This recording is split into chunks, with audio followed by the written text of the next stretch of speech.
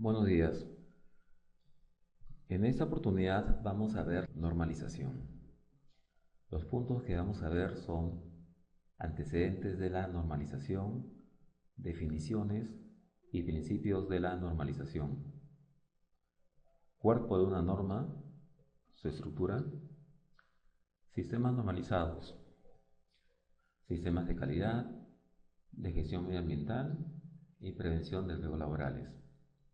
Normas internacionales, normas regionales, normas nacionales, de asociación, etc. La normalización en el Perú. Y finalmente, definiciones. Veamos el primer punto, antecedentes de la normalización, definiciones y principios de la normalización. Podemos recordar de que antes del advenimiento de la revolución industrial, la producción era realizada por artesanos. ¿Quiénes eran los artesanos? Personas que mediante una labor manual elaboraban un bien. Es más, durante la Edad Media se fundaron escuelas de artesanos. Era en aquel entonces un privilegio ser aprendiz de una escuela. Y mientras más renombre tuviera un artesano, mayor era el orgullo de pertenecer a tal o cual escuela de artesanos. En esa época de los artesanos, las piezas, los productos se hacían uno a uno. Es decir, las piezas embonaban unas con otras y solamente las piezas funcionaban para un producto.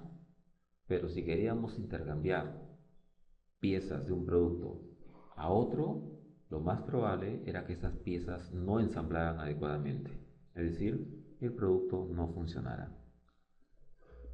Luego, en la Edad Media, la producción era individual, de artículo en artículo, y cada artesano se enorgullecía del producto que elaboraba.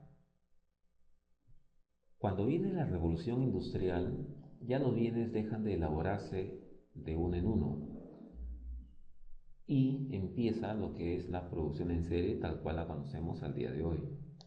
Para que esa producción en serie pueda funcionar adecuadamente, es decir, que las diferentes piezas puedan ensamblar unas con otras y de una unidad de un producto con otra unidad de otro producto sin ningún problema, fue necesario que las piezas estuvieran adecuadamente estandarizadas, es decir, que cumplan con ciertas medidas en forma obligatoria. Bien, este proceso es el que vamos a denominar normalización. Con esa pequeña introducción, ahora sí veamos las diapositivas. ¿Cuándo empieza este esfuerzo de normalización? El primer esfuerzo serio de normalización a nivel mundial pasó en el año de 1015 en Inglaterra. En aquel entonces el rey Juan firma una carta magna en la cual se normalizaban las pesas y medidas. Recordemos que todavía en aquel entonces toda producción era producciones de artesanos y cada vez que había intercambio de bienes, los intercambios se hacían en base a trueques. En el año de 1871 se establece el sistema métrico decimal, naciendo la normalización tal cual la conocemos al día de hoy. En el año de 1886, en Estados Unidos existían 52 tipos diferentes de rieles. En este año se uniformizan todos esos tipos diferentes de rieles a uno solo, de tal manera que una persona que viajaba de un punto de Estados Unidos podía viajar al otro sin necesidad de hacer transbordos, es decir, en el mismo tren. En el año de 1906 se crea la Comisión Internacional de Electrotécnica y en el año de 1926 se crea la International Standardization Associates, ISA, o Federación de Asociaciones Nacionales de Normalización, la cual fue disuelta en el año 42 ante la amenaza de la guerra mundial en Europa. En el año de 1890, el ingeniero Eli Whitney normaliza la fabricación de fusiles. Veamos cómo fue este tema. En aquel entonces, el gobierno de Estados Unidos manda fabricar a este ingeniero 10.000 fusiles, y el plazo que se le dio para entregar estos fusiles fue de 2 años. Esta cantidad de fusiles para aquel entonces era imposible de entregar en aquel tiempo tan corto, en 2 años. Pero Eli, ingeniero de profesión, Eli Whitney, diseñó máquinas para automatizar la producción. Si bien no pudo cumplir con el plazo que le dio el gobierno de Estados Unidos, sentó el primer esfuerzo serio para el concepto de intercambiabilidad de piezas. Al final, Eli Whitney cumplió con entregar los 2.000 fusiles, pero en un plazo de 10 años. Cuando sucedieron las 2 guerras mundiales, el proceso de normalización en el mundo entró en una rápida etapa de desarrollo.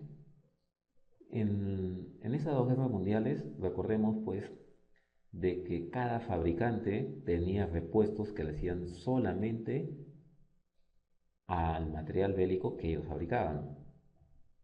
Y es por ello que los ejércitos estaban obligados a tener repuestos para cada marca de elemento bélico que usaban. Así, para tanques se usaban 3 o 4 marcas o 3 o 4 proveedores diferentes de tanques, tenían almacenes para 3 o 4 tipos diferentes de tanques, y así sucesivamente.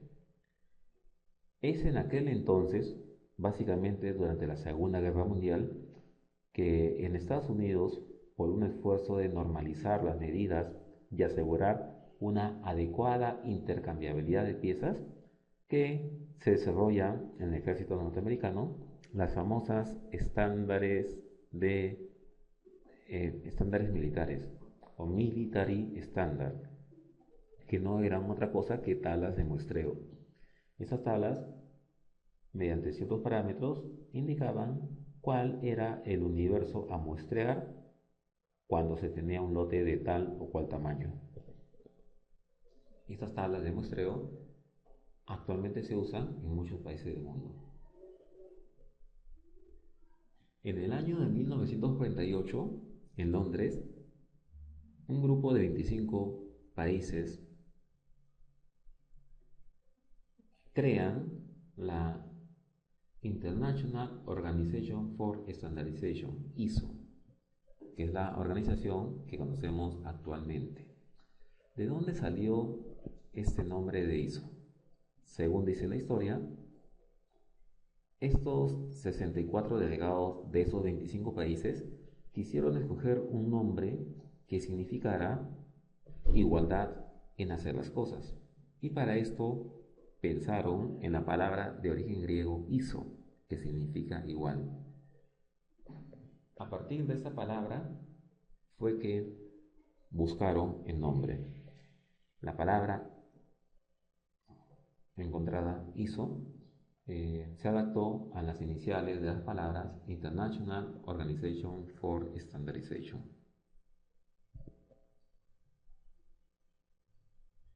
Bien, ahora sí, veamos qué cosa es la normalización.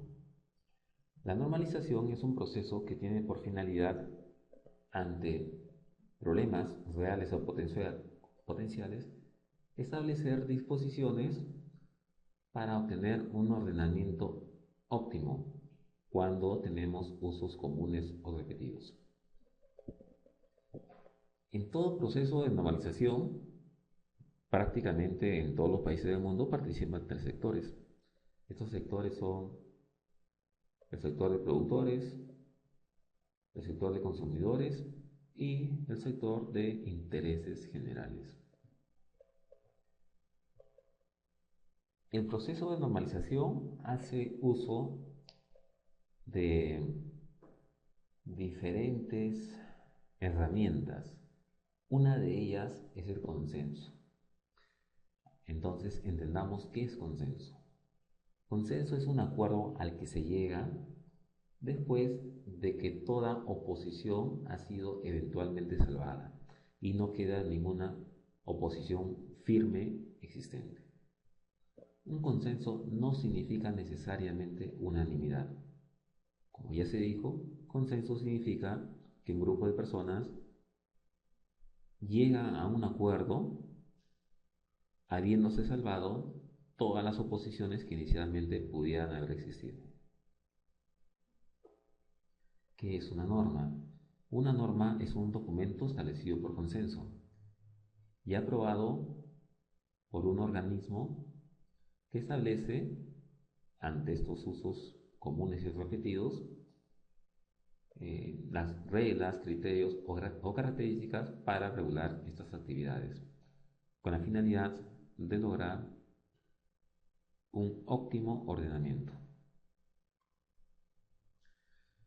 Ahora veamos la estructura de las normas.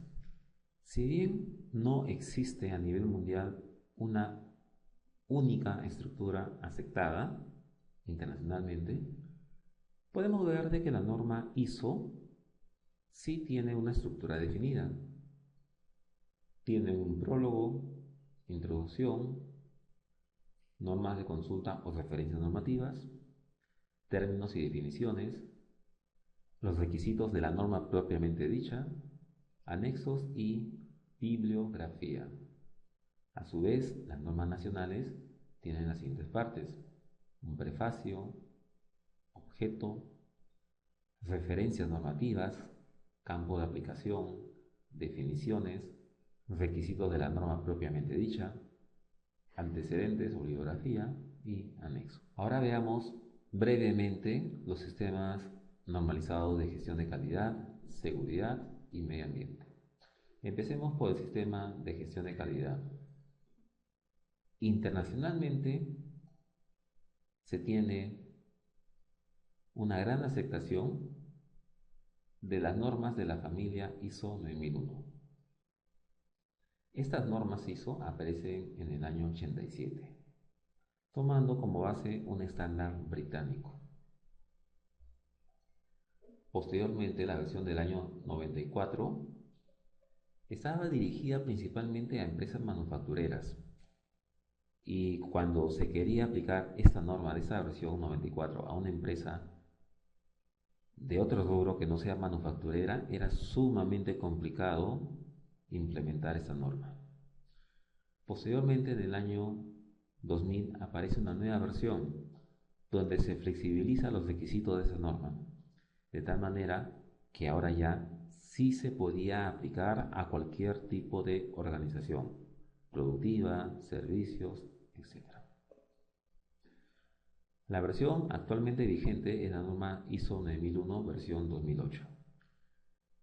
Y las otras normas que componen la familia de normas ISO son la ISO 9000, que actualmente está en la versión 2005, que son fundamentos y vocabulario, y la ISO 9001 versión 2009, que es la actualmente vigente, que son directrices para la mejora del desempeño.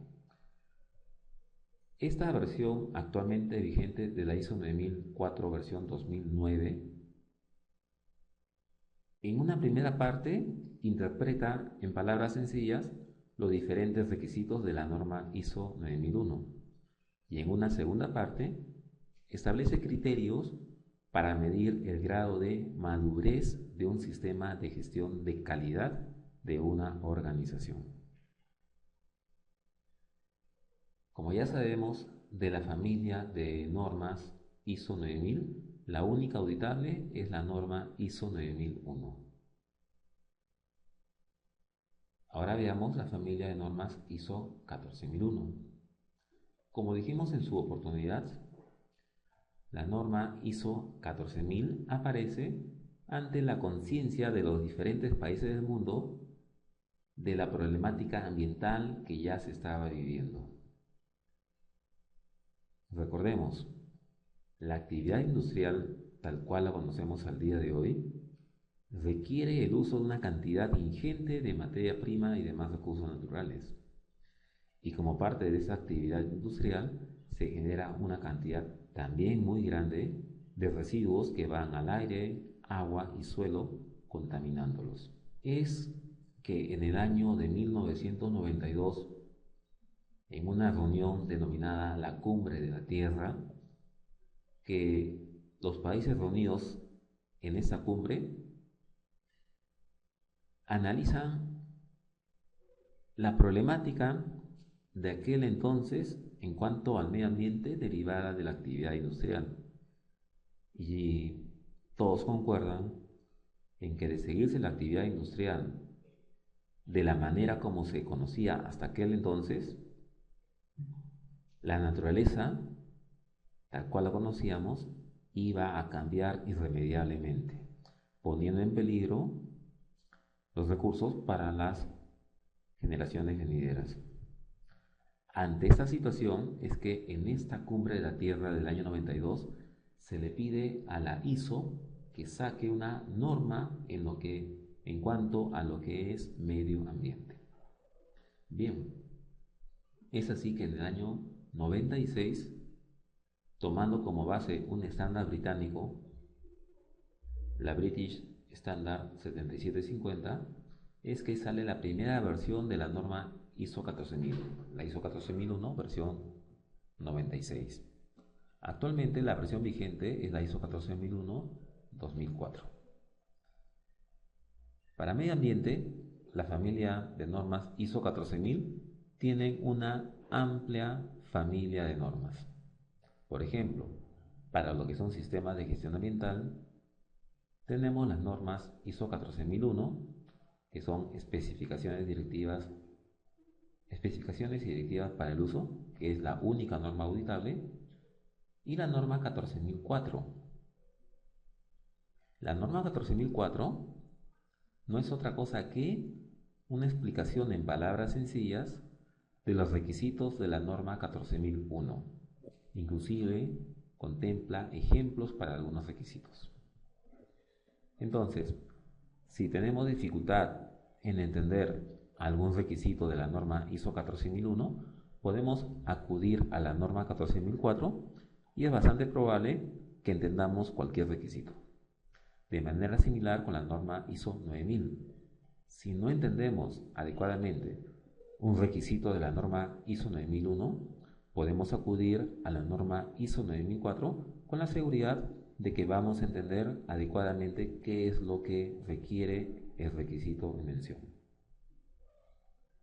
También tenemos en la norma 14000 normas para la realización de auditorías ambientales, tales como la 14010, que son principios generales, 14011, procedimientos de auditoría y auditorías de sistemas de gestión ambiental, y la 14012, criterios para certificación de auditores.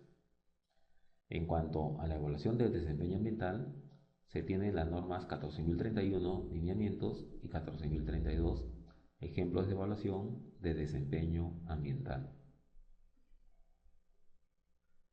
En cuanto al análisis del ciclo de vida, se tienen las normas 14040, que son principios y marco general, la 14041, definiciones del objetivo y ámbito y análisis del inventario, 14044, evaluaciones de impacto del ciclo de vida, 14043, 14047, 42 y 48. Tenemos normas para etiquetas ambientales, la 14020, 14021, 14024 y 14025. Y finalmente, términos y definiciones, que es la norma 14050. Ahora, en cuanto a la norma de seguridad y salud en el trabajo, la familia de normas OSAS 18001. Como dijimos en su oportunidad, al igual que el mundo era consciente de la problemática ambiental que se vivió en su momento y se le pidió a la ISO que sacara una norma en seguridad en medio ambiente, de igual manera el mundo era consciente de que en temas de seguridad era necesario tomar acción. En las fábricas, cada vez en mayor número, ocurrían accidentes, las personas se enfermaban, las máquinas no eran adecuadamente seguras para su uso y operación. Se tenían trabajando a las personas 8, 14, 16 horas, inclusive con sus hijos, y por lo tanto era necesario tomar acciones radicales que permitieran mejorar los niveles de seguridad al interior de las organizaciones, al interior de las empresas. Entonces, también se le pide a la ISO que saque una norma de seguridad, pero la ISO, antes de sacar esa norma, hizo una encuesta a nivel mundial y como resultado de esa encuesta, las organizaciones sindicales del mundo indicaron que no estaban de acuerdo en que la ISO saque una norma de seguridad. ¿El motivo? Porque la ISO está formada por las organizaciones de normalización de los diferentes países del mundo y estas organizaciones de normalización dependen de los estados. Y al depender de los estados, lo más probable es que la norma de seguridad que pudieran emitir esta ISO pudiera ser una norma que no velara por los intereses de los trabajadores. En esa encuesta, los diferentes sindicatos del mundo dijeron que sí estarían de acuerdo si la norma la daba la OIT. Bien, la ISO, por lo tanto, nunca sacó una norma de seguridad. Y la OIT sacó algunos lineamientos que hoy día se le conocen como convenios, pero tampoco llegó a sacar una norma de seguridad. Ante este vacío, la British Institute lidera un grupo de 17 países, un grupo de entidades de normalización de 17 países y sacan la norma OSAS 18001. Esa norma OSAS se basa en un estándar británico y una norma española. Inicialmente se pensó que esta norma OSAS 18001 iba a estar acompañada por otras dos normas de la familia, la 18002 y la 18003. La 18002 existe actualmente y es una norma que permite entender claramente los diferentes requisitos de la 18001, al igual que en las normas 3001 y 14001. Esta norma inclusive da ejemplos de cómo podemos interpretar y cumplir los diferentes requisitos que establece la norma 18001. En cuanto a la norma 18003, era una norma pensada para dar los lineamientos para auditorías en seguridad. Sin embargo, esa norma nunca salió porque se esperaba que saliera la norma 19011, actualmente vigente, que era sobre sistemas de lineamientos para auditorías en sistemas de calidad y medio ambiente. Si bien esta norma salió y no contemplaba propiamente a un sistema de seguridad como parte de la auditoría, sin embargo esta norma, la 19011, establece de que los criterios que establece la norma en mención, 19011, pueden aplicarse a cualquier sistema de gestión, siempre y cuando los auditores estén capacitados en ese sistema. Es decir, si inicialmente la norma 19011 ha sido escrita referida a las normas 9001 y 14001, también podrán aplicarse auditorías en seguridad, auditorías en responsabilidad social, auditorías en seguridad alimentaria, auditorías en 17025, es decir, a cualquier auditoría, siempre y cuando los auditores estén capacitados en ese sistema de gestión a auditar.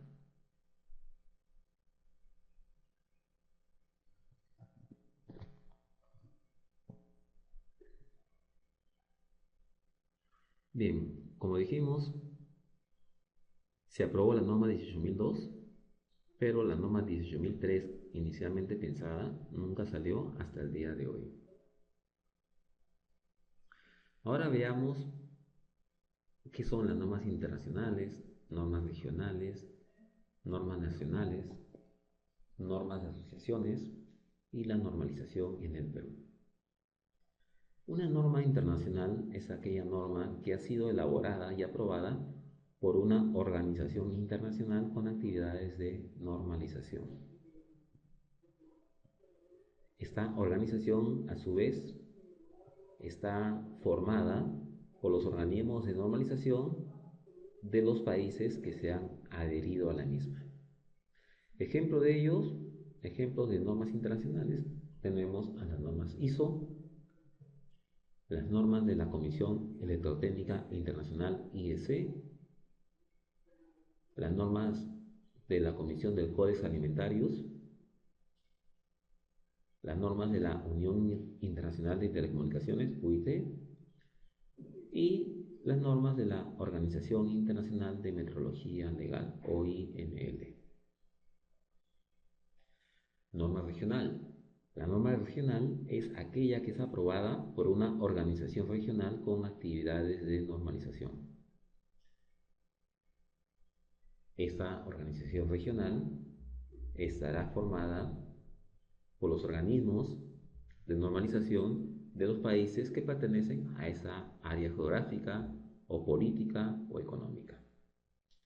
Ejemplos de organismos regionales de normalización tenemos al Comité Europeo de Normalización o de Normacen y a la Comisión Panamericana de Normas Técnicas o normas COPANT.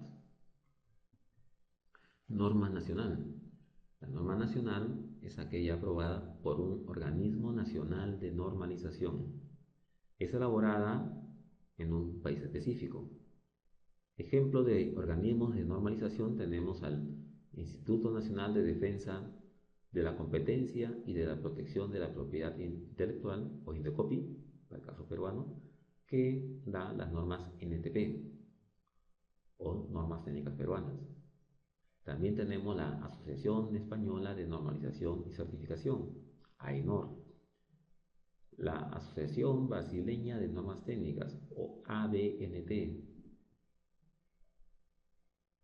el Organismo Alemán para Normalización, o las normas DIN,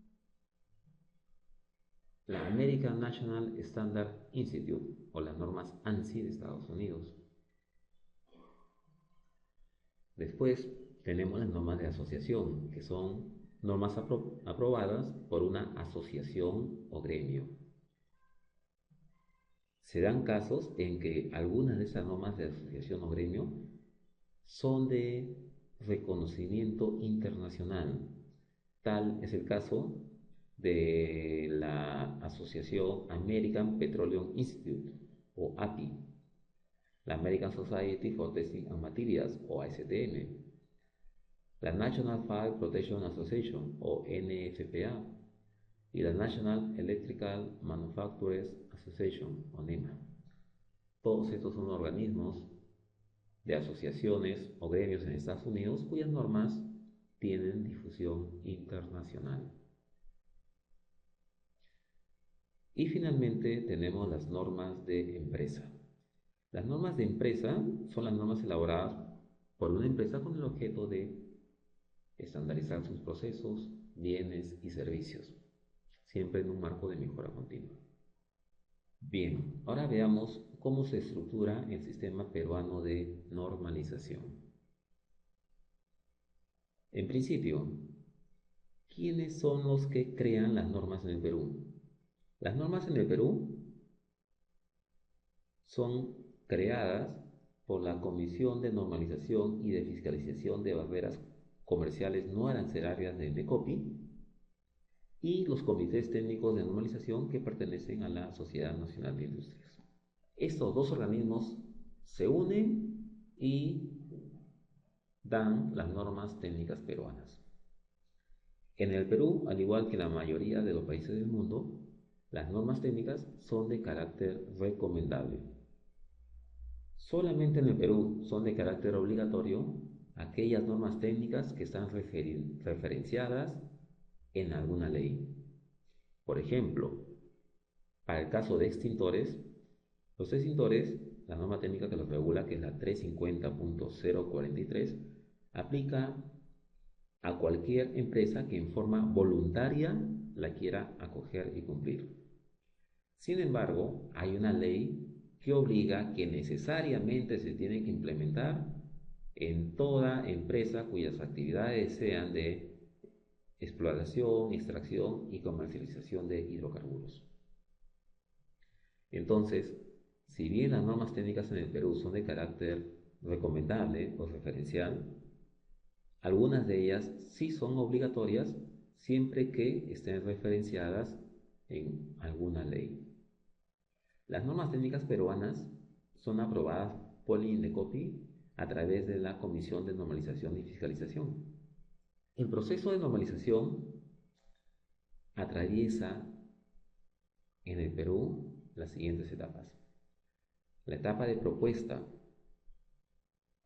es decir, en esta etapa se proponen qué normas se van a discutir para aprobarlas como normas peruanas.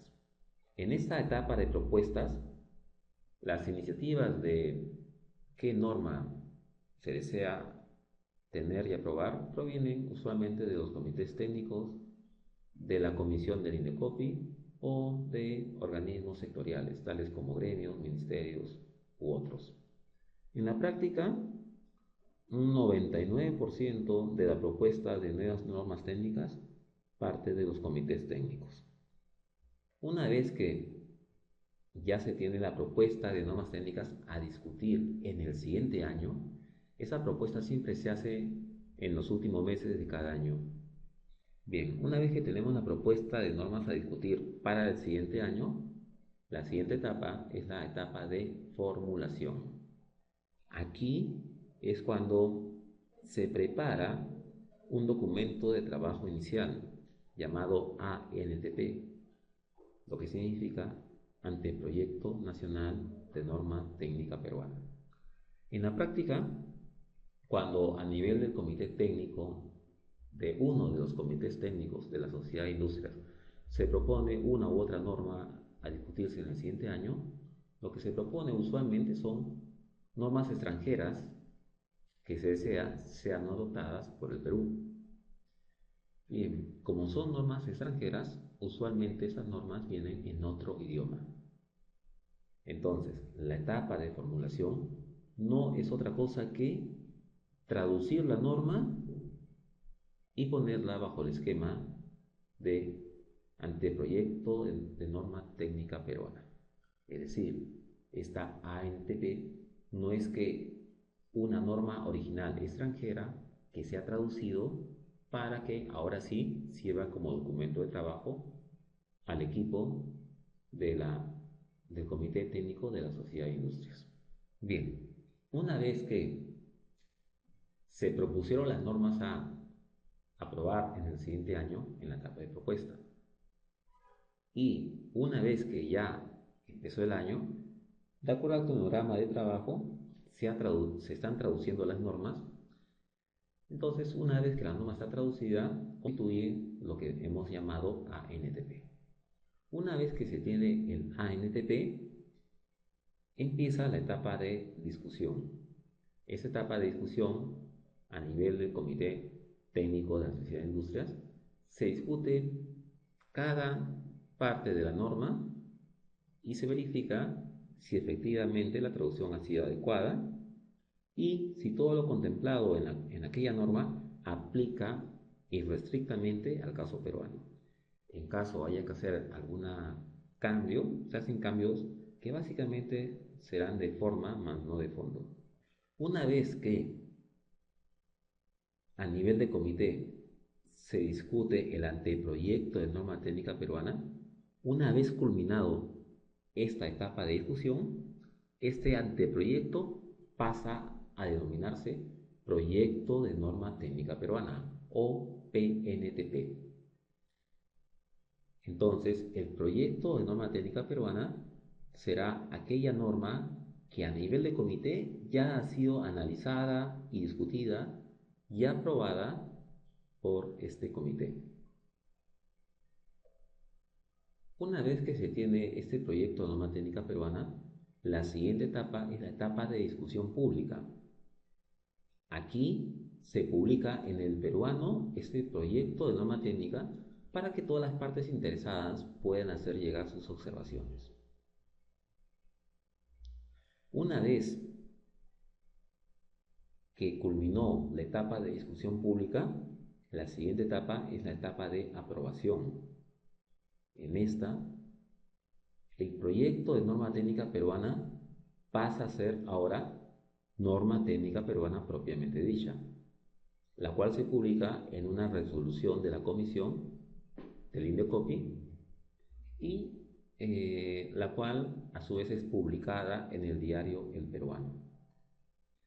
Una vez que ya se publicó la nueva norma técnica en el diario El Peruano, la siguiente etapa es la etapa de edición. Aquí, la norma técnica, una vez que ya fue aprobada mediante publicación en El Peruano, se edita hasta que tenga su forma definitiva como norma técnica peruana. Es decir, se colocan los logos, se buscan los espacios, se le da la forma que tiene definida Indecopi para el caso de las normas técnicas peruanas. Y una vez que ya se tiene la norma técnica ya ha sido editada adecuadamente, la siguiente y última etapa es la etapa de difusión. Esta difusión la hace tanto el Indecopi como las secretarías de los comités técnicos de la Sociedad Nacional de Industrias, así como los miembros de estos comités técnicos. La divulgación se hace por canales de comunicación electrónicos, foros, charlas técnicas, a fin de que la nueva norma técnica ya aprobada sea difundida a los diferentes sectores productivos y académicos. El punto 5. Definiciones. Proceso. ¿Qué es un proceso? Un proceso es un conjunto de actividades que interactúan entre sí y que transforman elementos de entrada en resultados.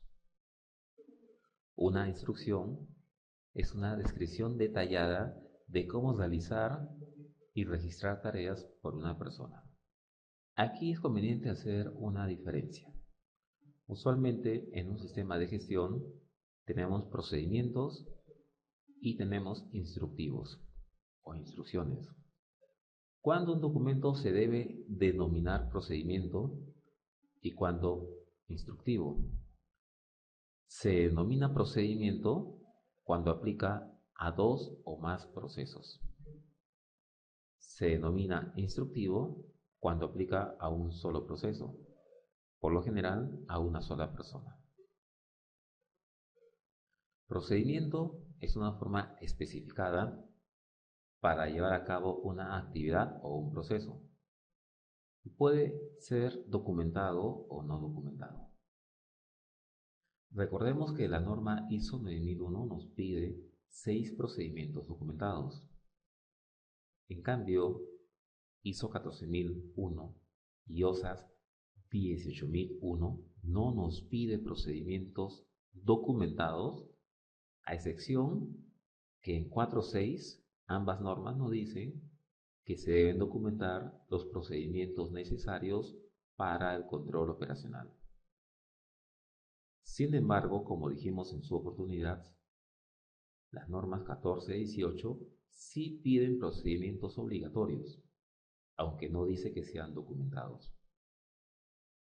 Sin embargo, el consejo es siempre hay que documentarlos. Manual. Manual es un documento que especifica el sistema integrado de gestión.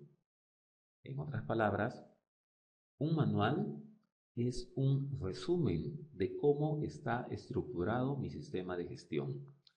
En este manual, una empresa puede indicar mediante qué procedimiento regulan sus comunicaciones,